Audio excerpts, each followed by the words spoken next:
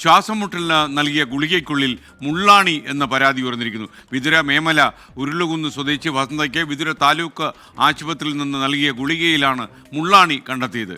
ഗുളികയ്ക്കുള്ളിൽ നിന്ന് മുള്ളാണി കണ്ടെടുക്കുന്ന ദൃശ്യങ്ങൾ 24-ന്.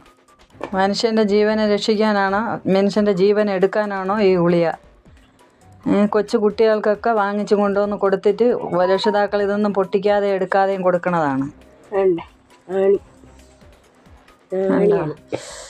എൻ്റെ ദൈവമേ, ഇതിലിരിക്കുന്ന ആണിയാണ്. സാധാരണ പൊട്ടിച്ചാണ് ഗുളിക തിന്നണത്.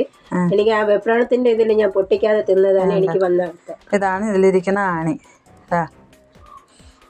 എന്താ അതുപോലെ രണ്ടെണ്ണത്തിലും ഉണ്ട്. ഇനി ഒരെണ്ണം പൊട്ടിക്കാതെ ഇരിക്കണം. അതിൽ ഉണ്ടാന്ന് എനിക്ക് അറിഞ്ഞൂടാ.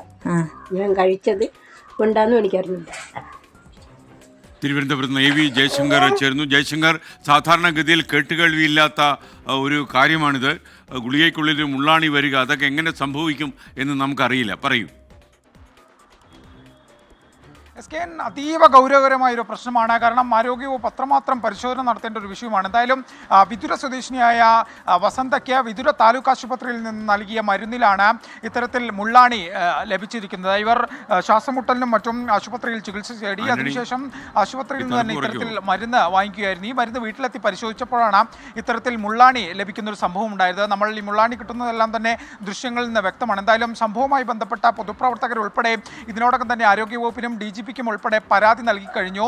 ഈ മുള്ളാണി ഈ മരുന്നിൽ നിന്ന് ലഭിക്കുന്നതിന്റെ ദൃശ്യങ്ങൾ ഉൾപ്പെടെ സമൂഹ മാധ്യമങ്ങളിൽ ഇതിനോടകം പ്രചരിച്ചിട്ടുണ്ട്. ഇതിന് പിന്നാലെ ആരോഗ്യവകുപ്പ് ഉദ്യോഗസ്ഥർ DMAയുടെ മറ്റും നേതൃത്വത്തിലുള്ള സംഘം ഈ വസന്തയുടെ വീട്ടിലെത്തി ഇത്തരത്തിൽ സംഭവവുമായി ബന്ധപ്പെട്ട ചോദ്യങ്ങൾ ചോദിക്കുകയും കാര്യങ്ങൾ മനസ്സിലാക്കുകയും ചെയ്തിട്ടുണ്ട്. എന്തായാലും ആരോഗ്യവകുപ്പ് സംഭവത്തെക്കുറിച്ച് അന്വേഷിക്കുമെന്നാണ് നിലവിൽ ലഭ്യമാകുന്ന വിവരം.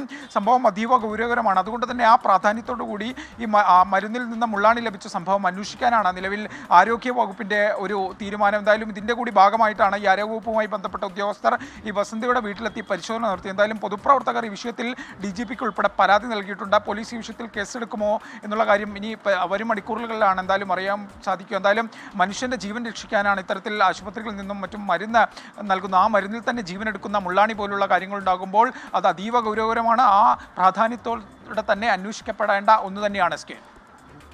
Okay, thank you.